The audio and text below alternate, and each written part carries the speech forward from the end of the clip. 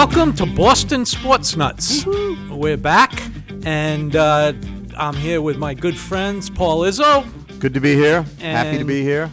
Decked out in his new Celtics sweatshirt, Ken Berman. Let me show it to the crowd. Thanks, Jim. Good to be here. Good to be talking some sports with the Sports Nuts. All right, Ken. So this show is about basically the NBA down the stretch, where the Celtics are, who their toughest opponents are, how the deadline deals affected things, and maybe a little bit about the new Celtics documentary. So, Ken, you got the sweatshirt on. It's brand new. Lead us off. Where do you think the Celtics stand right now as how they're playing and their chances to repeat? Okay, Jim, thanks for going to me first with my brand new Celtics sweatshirt on that I got at a really good deal, too, I must admit. I'm not going to say where because we're not here advertising places, okay? But I wore it during the game, and they won, so I'm feeling good about this sweatshirt, okay? Where are they at? So they went on a nice little run after that up, down, win one, lose one, win one, lose one of December and January. They went like, I think 7-2 or 8-2, 8-1. They went on a nice run. And recently they lost 2 in a row and would have been their first 3-game losing streak if they had lost to Denver in over 2 years. So, but they avoided that, as we know. So I think they're playing pretty good. Here's my problem, and I don't know what they're gonna do about it, but I'll give you my opinion. I don't think this year they can win the championship without Porzingis playing. I don't know about what you guys think. And I'm getting to the point where he's almost Embiid. And they might have to cut ties soon. He doesn't play. I love him when he plays. And they're a tremendous team when he plays. But it's really getting tiring as a fan that he never plays. And they need him to win. Paul? Well, I think the Celtics are fine by any reasonable measure. They're one of the best teams in the NBA. Oh, absolutely, yeah. They beat a very difficult opponent that was more or less healthy in the Denver Nuggets. They have been playing better lately. But if you're talking about can they win the championship, there are some warning signs. Drew Holiday has not had nearly as good a year as he had last year. He now has 2 injuries, a lower body injury and a hand injury. And you're absolutely right about KP. The Celtics are a much different team when Porzingis plays. Not only does he protect the rim, but he makes clutch 3-point shots, which is a deadly combination. Yep, right.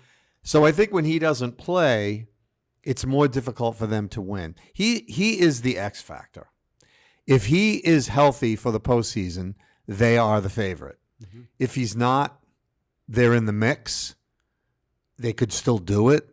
They're still a tough team to beat 4 times out of 7. Yeah. But it's going to be a much more difficult task. And what's wrong with him? Now it's called an illness. He's missed 3 games in a row. I don't know what that is. They don't tell us. Right. I'm worried about it. Yeah, I don't know either. So overall, I'm going to say positive big picture. Oh, yeah, good, playing good. And I know who they got to be. Who's better than them right now? The Cavs. Yeah, we'll talk about that in a minute. Yeah. Interesting take there. By the way, I love Porzingis. I love him. They just shut Embiid down again for the season. I mean, he missed the playoffs last year, and this year he's missed, half the games? Yeah, you got to play. I think the Celtics are doing pretty well since the break, and like you said, they were 8-2. The last 3 losses, I look at Detroit as a schedule loss. They got blown out, but they were tired. It's not an excuse, but it was a schedule loss to a red hot team. The Cleveland game, Cleveland was completely healthy, and the Celtics didn't have KP and Holiday, and the Celtics had a huge lead that they lost. I just think they got worn down in that game.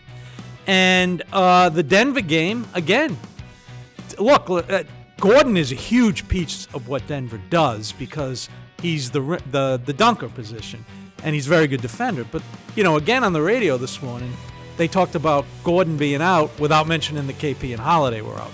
which just discontinues. But Right. Yeah, we've the Celtics talked about have to that have before. meaningful So injuries. I think the Celtics are in a pretty good place if, as Paul said, they're healthy. I do agree with you, Ken, that if he doesn't play in the playoffs, I think the competition's too stiff this year. So let's get to the competition. Paul, the Cavs, are they?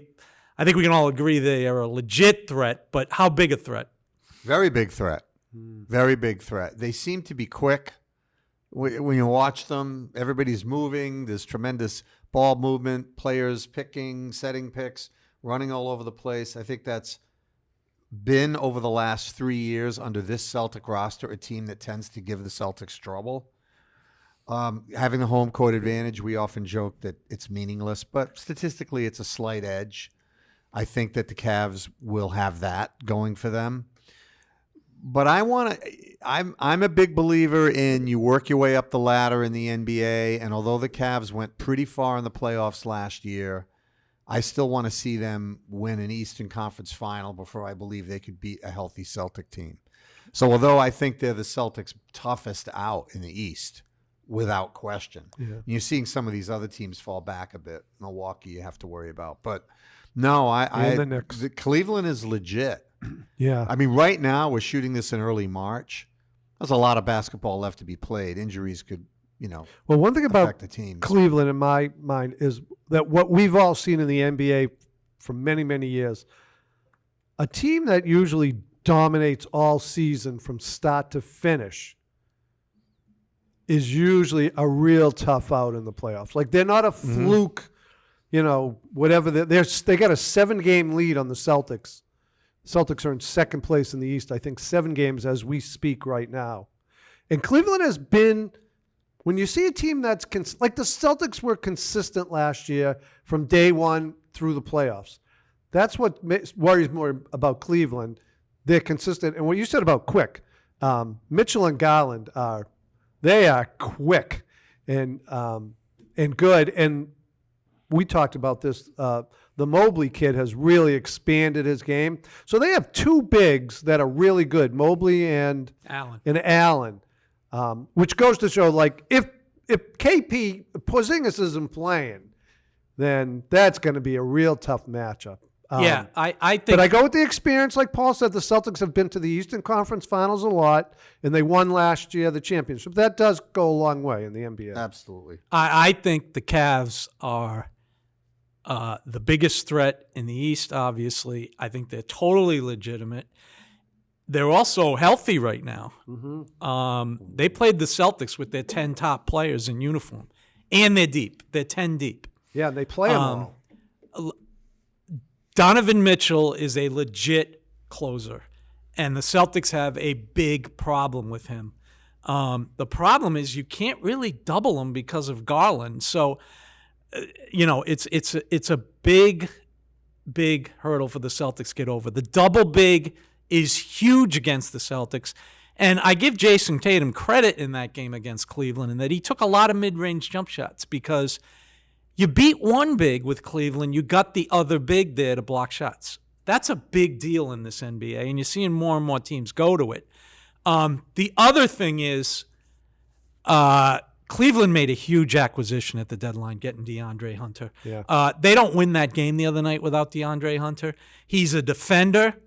He's an outstanding defender, and he has shot 55% from 3 since he went to Cleveland. D3. This is a huge pickup. He's a legit threat to Peyton Pritchard as the 6th man of the year.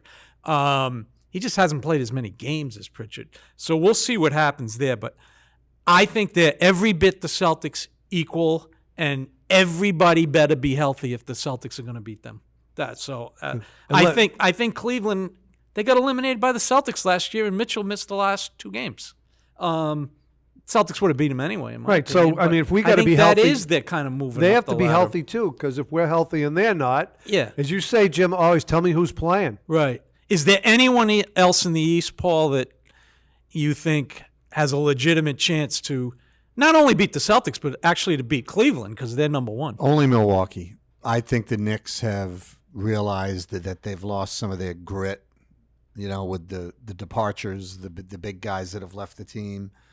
Miami is obviously spiraling into the abyss. Philadelphia, which is a mess. Heading towards the lottery. Heading toward the lottery. When you have Giannis and he's surrounded by some decent players, that's the only team I see giving the Celtics any trouble. Yeah, I don't think the Knicks are an easy out either. I know that we've beat them a couple of times pretty easily, but they're not. Brunson is on an incredible tier in the NBA. He is just incredible, and they have a great starting five. So they'd be a tough out. I don't think anybody's. The way we rampaged, the Celtics rampaged 16-3 last year. I don't see that happening. No. I mean, remember in 2008, the Celtics were a tremendous team, and they played 4 long series, 6 or 7 games, 2 sevens and 2 sixes. Yes. I don't see the Knicks beating the Celtics 4 games in 2 weeks. I agree with you, but I'm saying they're a tough cover. Yeah, I think the one thing about the Knicks, Mitchell Robinson came back. Right. That's a huge deal because now they got a rim protector. Now they can go double big.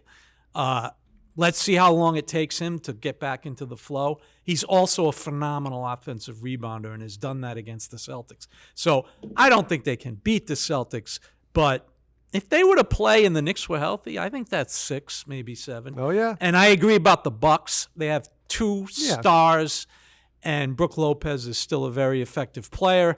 So I think the Bucks are a threat. They added Kuzma, right? Did they? Yeah, that's right. That's right. They got Kuzma. They got Kuzma and lost Middleton. Yeah. The other team that's on a roll, but I don't think they'll be too big a factor, but is Detroit. They may end up 4th. I mean, right. Yeah, Cade Cunningham is a great player. It's all coming together for them, but I think that's a team that needs to climb a bit. Yeah. All right, let's go, Ken, to the West, and let's start with the number 1 team in the West, the only team that is remotely close to Cleveland. I think they're still 1 back in the AILC, the all-important loss column, and that's the Oklahoma City Thunder. How big a threat are they to, I guess, the Celtics and Cleveland? First of all, Jim, we're going to the West. So I know you're like putting this show together. It's really good, too. Thank you. Yeah. Great job. Once again. No, Ken, we're going to do that in detail. OKC is a great team. They are legit. But they might need to climb the ladder, like Paul said, too, a little bit. I'm not sure. But they are good. Alexander is a tremendous basketball player. He is close to unstoppable. And, they got Hartenstein, which has helped them out quite a bit, correct? Yeah. I'd be a little scared of them. Absolutely. Well, I think what you said about Cleveland applies to them, which at some point you have to look at the regular season record and believe in it. Yeah. They're winning 80% of their games. Right. Unbelievable. Right. I saw them 2 years ago at the Garden, and I thought, I'm not sure I'd want to play this team fast. That was 2 years ago. You came back to us and said they looked so much faster than us. It was extraordinary how good they looked, and that was when they were still up and coming. Now they're legit, but again, that's a team that hasn't yet earned its bones or whatever you want to say. It doesn't have much to really brag about recently. It's a franchise that historically has underachieved. I mean, if you look at the kind of players they've had in their 15 or 20 years, it's almost like a Hall of Fame roster. Right. The kind of players they've had go through there, and yet they haven't figured out a way to even, get close to winning a championship. So I'm a little bit of a show-me attitude with them. But again, I agree with you. When the record is that good, and you have maybe the best player in the league on your team. At least he's in the conversation, right? Yeah, for best player in the league. That's in Shai Gilgeous-Alexander. You got to take him seriously. I don't want to play anybody in the West. Right. I want the Celtics to be anointed the champion. Yeah, right. I agree with you there. But if you have to play them, it's going to be tough. Shai may very well win the MVP given OKC's record. That wouldn't surprise me at all. I think they're really tough team. Shai's a great closer. Questions to me would be Holmgren. He's out again with an ankle. They have their but he looked pretty good the couple of games he played. Oh, yeah. If he plays, you're talking about a team that was winning 80% of their games and added Chet Holmgren, who's a heck of a player. But the defense is stifling on that team. A lot of it's the quickness Paul talked about a couple of years ago. I think they're going to be a brutal team to play in the playoffs when the game inevitably slows down, and they're going to clamp that defense on everybody. They're going to be a really tough team. Paul, you've talked in the past that never, and I think last year this was the team you didn't want to play. So why don't you lead us off on the Nuggets? Where are they? What do you think? Well, as we were texting back and forth during the Nuggets game, when Jokic is one more thing. You were there to watch the Nuggets. Yes. When Jokic is on the court, they're a tremendous team. Scary good. And sometimes it looks like he almost wants to get other people involved instead of just winning the game himself. It's something that I pick it up even more in person. I've now been to the last 2 games they've played in Boston, and it almost looks like he wants to get other people involved, and he turns down shots that he could easily make. I don't really get it. Great passer. But I don't think they have the depth. I just think that they really struggle when he's not on the court. They don't seem to be the dominant team they were 2 years ago for whatever reason. They've lost a couple players from that team. Yep. They didn't really rebuild their bench. That's been one of the criticisms of them. Yeah, I'm not as worried about them as I am 2 other teams coming out of the West. Right. The thing with Jokic, I mean, we noticed it yesterday, was the amount of shots he turns down. I think he could easily average 40 a night. And, there were points in that game I was just like, why don't you just take over? Celtics can't stop you. You got that 15-footer anytime you want it. But how can you criticize? 3-time MVP. He gets all his other teammates involved. Those guys are all better because of him. Mm-hmm. There's no doubt. Every single one of them are better because of him. I think as long as he plays, if Gordon comes back and they're healthy, they have a chance to win it. But I agree with Paul that they've lost some guys. They've lost Bruce Brown. They've lost Caldwell Pope. And I don't think they're as good as 2 years ago. But, boy, if I'm OKC and I'm playing them, they better really clamp down because he has basketball sense that we haven't seen in a while. And he's clearly the best player in the league. I don't care who wins the MVP. He is absolutely the best player. He's also the most valuable player, if you want to, without a doubt. Well, didn't I believe watching the Denver game on TV, the announcers made the statistic that they are the best offensive team in the league, or when he plays, when he's on the court of the play-by-play era. 25 years. They're the best. Right, of the last team. 25, and then the worst when he's one not. of the worst. One of the worst when he's not on the floor. Right. Just shows you his impact. I mean, he's tremendous. He's just tremendous. He does. It's funny. To me, he's like a taller version of Larry Bird almost. Doesn't move quite as well, but great rebounder. Some nights he puts up 30, 20, and 15. Yeah. And it looks effortless. Absolutely. I think he's Bill Walton with a 3. It's a good analogy. Yeah, I think so. There's a new team at number 3 in the West. Yeah, who might that be? There's a team that was struggling to make the 6. They started playing better, and then they made a deal. And Ken, you were ready to go on this, so I think it's only fair we Thanks, tip this Jim. to you. Go ahead, Ken Berman. Okay. I have to say once again, somehow or another, the NBA decided that Dallas gave them a call, this is my opinion, and said, we're going to move Doncic because we don't want to pay him the supermax next season. For whatever reason. I don't want to get into the reasons maybe they thought he couldn't defend, he was too slow, he wore down in the finals, whatever. But they decided they're not going to pay one of the best players in the league. They tell the NBA that, and then he can only go to the Los Angeles Lakers. They're the only team can offer anything for him. And I don't care what, I'll go to my grave believing. grave. Wow. Believing. Hopefully not that soon. Look, we've done the history. Let's go back to Chamberlain. We're going to do it. Why wouldn't Dallas open that up to 28, 29 other teams? Why not? Why in the middle of the night do they make a deal with the Los Angeles Lakers? Well, the reports now are that they approached Minnesota about Edwards, and they said no and couldn't believe they wanted to trade Doncic. And they also approached the Bucks about Giannis. I'm just finding it that, first of all, the Knicks had to give up like 5 first-round picks to get Mikal Bridges. That's true.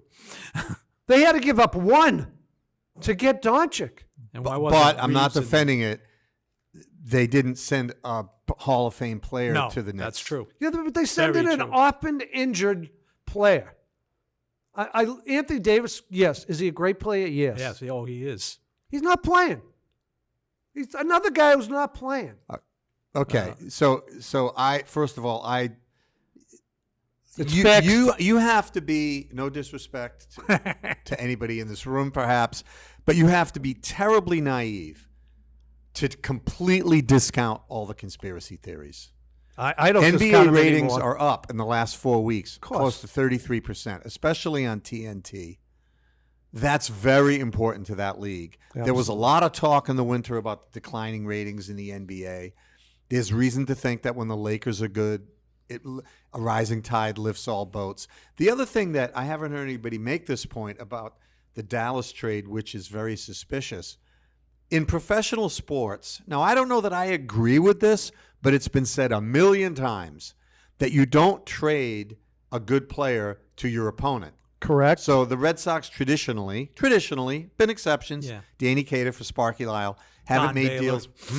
Mike Easler and Don Baylor. Right. Yeah. Haven't made deals with the Yankees. The Canadians and the Bruins haven't made deals. The Patriots and the Jets haven't made deals. And you go around the pro sports and you tend to see you don't trade with your division or you don't trade a great player to your opponent. Right. Who in that era is rivaling you. So the Patriots didn't trade with the Indianapolis Colts in the Manning era. Your Dallas Mavericks gave one of the top 3 players in the league, traded him to a team that was already good, that they were going to have to compete with to get back to the NBA Finals.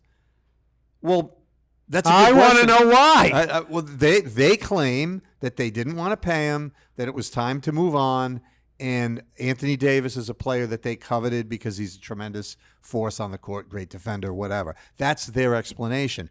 You don't happen to buy that explanation. I don't. But when you say why, that's what they would say. Oh, I know that's what they would say. Yeah, defense. The whole thing is, Jim's going to get to it. Guys, where there's smoke, there's fire. This has been going on for 50 years. Right. Yeah, all right. Let's 50. Hold on. Go ahead. 50 years. That's great. Okay. Well, that's a perfect lead-in, actually. Okay. Let me go through this as quick as I can. For those of us that follow this sport closely, the Los Angeles Lakers have, at key times in their history, acquired players, mostly centers, in trades and acquisitions that made little sense. And this goes back to George Mikan, believe it or not, who started in 46-47 with a team called the Chicago Gears. Right. The team then moved to a league called the Professional Basketball League of America, which folded because its owner owned every team. So they had a dispersal draft in the NBL, which is not the NBA. The Lakers, who were the successors to the Detroit Gems. Did people know that the Lakers started as the Detroit Gems? Well, 4-40, they picked first, got Mike, and he won 5 titles. On January 15th, 1965, the Warriors traded Chamberlain to Philly, but he didn't stay there because in 1968, on July 6th, the 76ers traded Wilt Chamberlain to the Lakers for Archie Clark, Darryl Imhoff, Jerry Chambers, and cash. They won a title with Wilt. Who won a title? The Lakers. Okay. On June 16th of 75, the Milwaukee Bucks traded Kareem Abdul-Jabbar and Walt Wesley to to the Lakers for Elmore Smith, Brian Winters, Dave Myers Jr., Bridgman, and Cash. Jabbar won 5 titles. Walt Wesley was the key to that deal. Yeah. That's the rumor. In 80 and 82, in 1980, the Lakers won 47 games. They picked first because of a trade with the New Orleans Jazz, and added Magic Johnson to a team that had Kareem Abdul-Jabbar. In 1982... Okay, but that was not suspicious because that was a legit trade they made. Yeah. The Jazz got Gail Goodrich in that deal. Yeah, Okay. I remember that. In 1982, the Lakers had taken advantage of Ted Stepien. The Lakers won the championship and picked first. They picked James Worthy. James Worthy. In 1996, on July 18th, Shaquille O'Neal signed with the Lakers. He won 3 titles. Only team he'd go to. On July 11th, 7 days earlier, the Lakers traded Vlade Divac to the Charlotte Hornets for Kobe Bryant, Right. who also won 5 titles. He wouldn't play there, he said, Kobe. Not playing there. I'll Okay. play for the Lakers, though. February 1 of 2008, the Lakers traded Memphis trades Pau Gasol to the Lakers for Kwame Brown, Javaris Crittenden, Aaron McKee, the rights to Marc Gasol, 2010 second pick and 2 firsts. Well, the Lakers traded the second pick, but they got 2 firsts.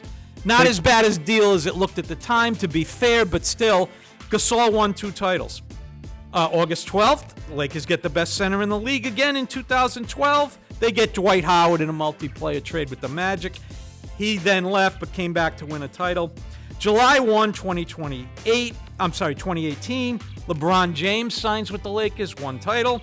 Only team he'd go to. July 6, 2019, the Lakers acquire Anthony Davis for some decent young players. Wait a minute, stop right there. He wins 'cause the title. Those are the ones that make me crazy because he tells New Orleans he wants to be traded. He's not playing for them. But the only team he'll go to is the Lakers. Which his agent, Rob Pelinka, was involved in. Not Rob Pelinka, his agent, Paul, Rich Paul was involved. And then, I don't even know how you let that in happen. 2025 is the Luka Doncic trade. It's all a pattern. I don't know if I go as far as to say it's a conspiracy. It's just a pattern of the history of the NBA. And once again, the Lakers have got a generational player. I don't buy for a minute. I'm a big Brian Scalabrine fan, but I'm totally with Frank Isola on this as opposed to Scal. This talk about Doncic out of shape, he made it to the finals last year. The finals. He beat Minnesota, who beat Denver. Now, Paul had said you ascend the level. He's ascending the level. Oh, yeah. Another thing is they were talking about him playing the Olympics. He didn't play in the Olympics this year. I don't think Slovenia made it, okay? He's out of shape. I'll take a guy that's out of shape to make the finals. He's a generational player.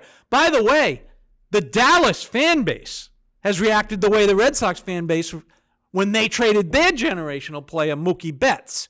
Yeah, they're cheering The on. Laker fan base, when Doncic went back to play, Nico Harrison showed up, went on the court, who made the trade, and the Laker fandom during the game chanted, "Thank you, Nico." Paul's right. Davis is a Hall of Fame great player. Doncic is a generational player. And for people who say, Different level. LeBron won't be around in 2 years, so what? Right. They're going to get somebody else. Yeah. Somebody's going to come in. I don't know who it is. I predicted Doncic would go to the Lakers. I didn't think it'd happen this way. I thought he'd be a free agent, say Dallas couldn't win, I'm going over. And by the way, the Lakers are playing great. They're playing great. Their defense has improved unbelievably. I don't know how. He's not a good defender. But I think they're a legit shot.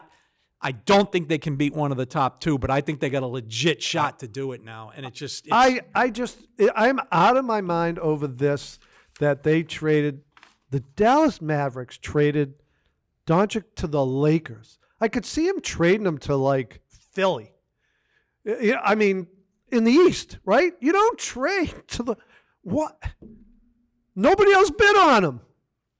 According to reports, nobody else had a chance to bid on him. Matter of fact, they called Danny Ainge up at the last minute to get involved so they could get. He didn't even know what he was involved in. He didn't know what the trade was. He didn't know what the trade was. Are you kidding me? Danny Ainge? They don't tell him exactly what the Well, trade he found is. out before the actual thing happened. But nobody else knew. But they called him and said, "We need you to get involved and take on a contract." Well, look, it's not unusual. I want to bring a little sanity to this. I have no sanity left over the Lakers. For a team to not put a guy out there in an auction. Because if it doesn't happen, it creates all sorts of bad feeling and rumors or whatever. They're not going to say, "Hey, we want to trade Doncic. Make your best offer." That'll be on Twitter in 45 seconds. Right. That would get leaked. So the fact that it was limited to a small number of suitors, if you believe the reports, Milwaukee was involved. If you believe the reports, there were one or two other teams involved. I'm not sure I believe those reports. I think those are post hoc rationalizations. Could be. But that doesn't bother me so much as the fact that they consciously traded him to a team that they were going to have to compete with to get back to the finals. Yeah. For a player that's 5 years older, great player. No one's denying that. Yeah. No disrespect to Anthony Davis. Maybe it is disrespect. I don't care. I don't know the guy. But that's not a good trade. And Nico Harris can talk all he wants about it. It's a disaster. It's a disaster.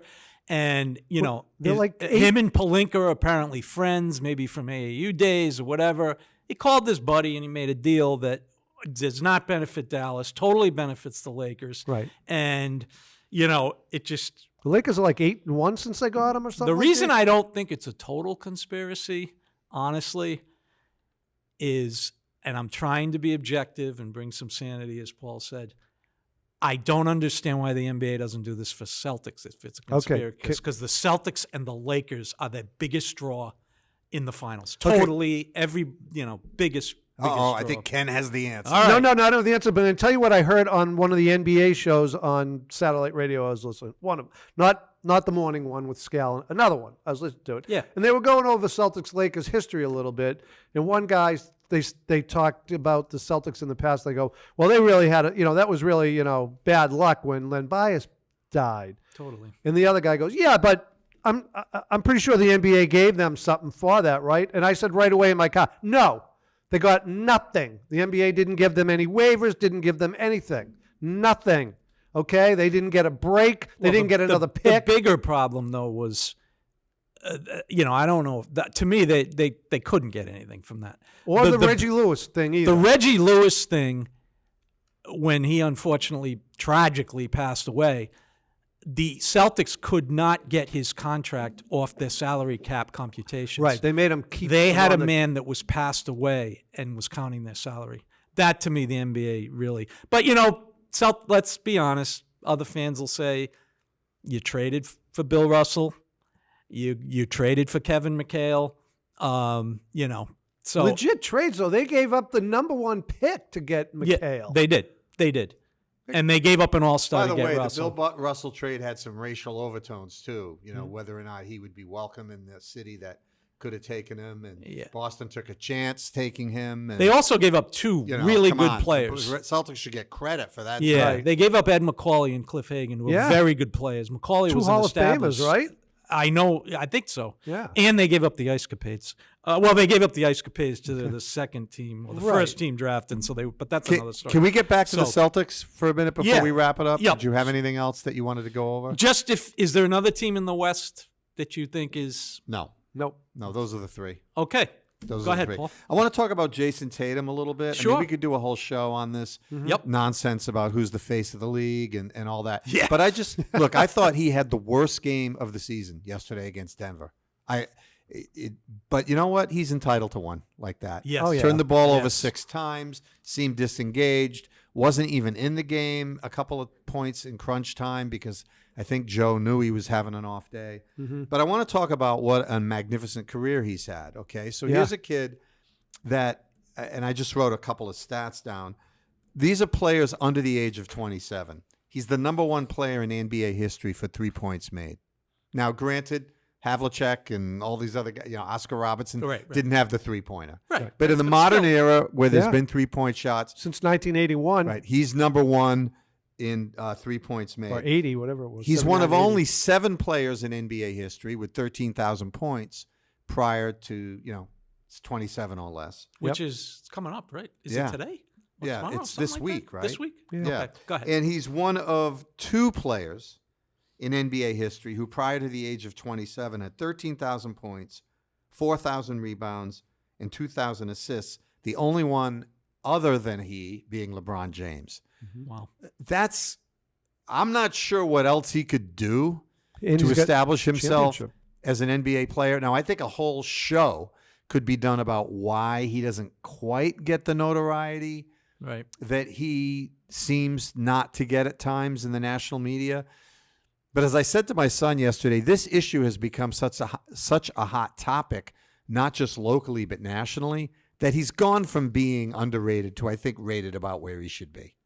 I think people are now on board. I've noticed Doris Burke on the network talking a lot about him and how Yeah, great he She is. does. Yeah. And I've noticed other announcers kind of going out of their way to point out these things by the age of 27, by the age of so forth. He's played a tremendous number of postseason games. Yeah. It's astonishing.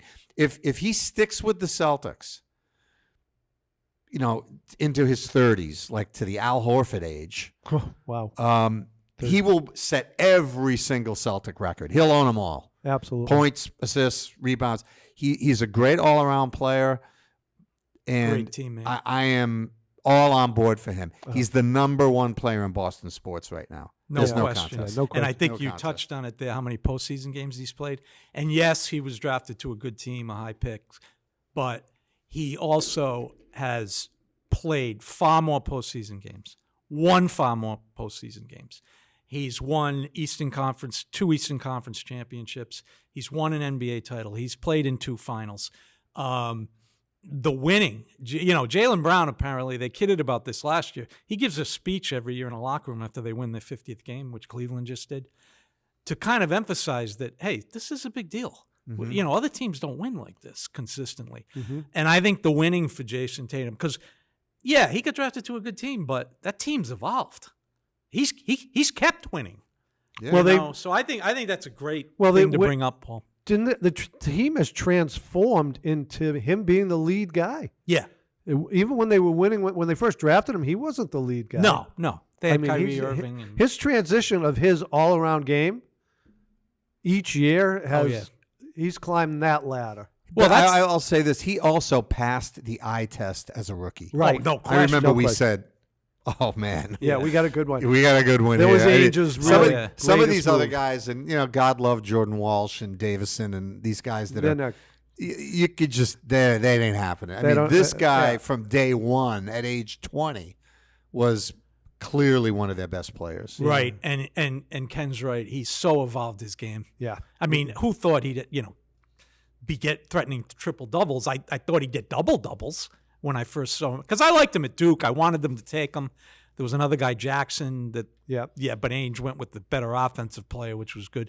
I thought he'd go double doubles sometimes. I never thought he'd approach, never mind get there, but triple doubles with assists. And he went from a turnaround fall-away jump shooter early on in his career He was a to mid-range, now being able to kill you with the 3 when he gets going. And he's much stronger. He can drive. Oh my God, his shoulders so- are yeah, By the way, can we just put Jaylen Brown in this conversation for 1 sec before we go?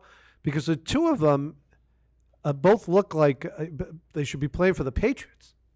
I mean, they work out. They got shoulders like Like you.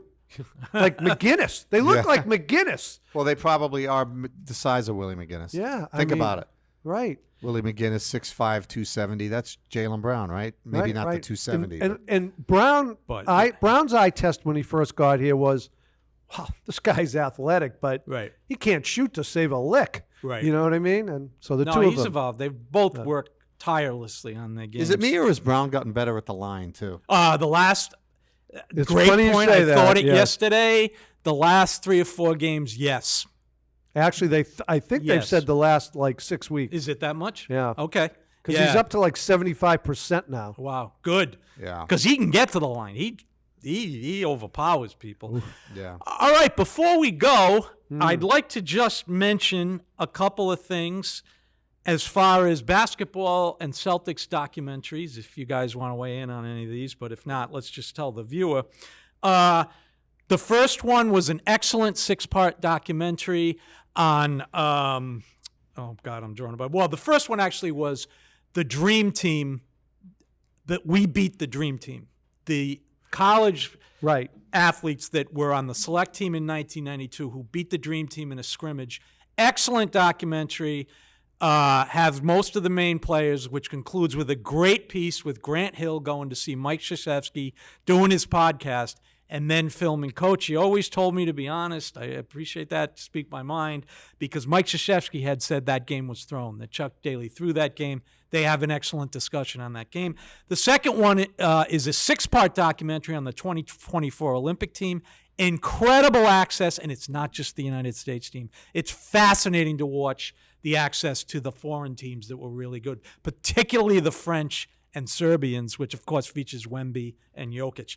The third one is one that debuts today as we're taping, a 9-part Bill Simmons produced, executive produced documentary on the history of the Boston Celtics. Really looking forward to that.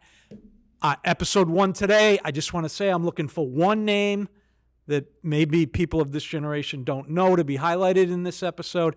That's Walter Brown, the original owner of the Celtics. Without him, none of this happens. And then I think in April or maybe later this month, there'll be a documentary on the 2024 Celtics. So if you guys want to comment on any of these, if not, I don't know if I have enough time to watch them all. All right. Well, I'm certainly going to watch the one that debuts tonight about the Celtics. Yeah, I want to watch the Celtics one. I haven't got to the other ones, I must admit. And I'm sure at future shows we'll be discussing that one because that's getting a lot of publicity. Yep. They had a debut. They showed the 86 one. Tatum and Brown both went. So did the coach, Joe Mazzulla. So, okay, guys, for Paul Izzo and Ken Berman, I'm Jim Russo. That wraps it up for our NBA show. And join us again for another episode of Boston Sports Nuts. Bye. See ya. The sweatshirted one.